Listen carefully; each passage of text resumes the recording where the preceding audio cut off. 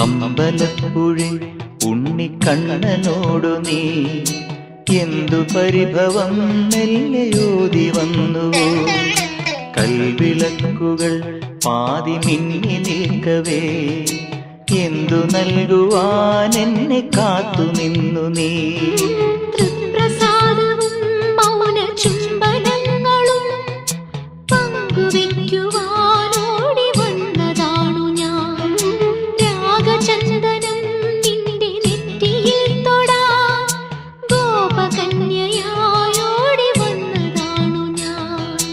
അമ്പലപ്പുഴി ഉണ്ണിക്കണ്ണനോടു നീ എന്തു പരിഭവം മെല്ലയോതി വന്നു.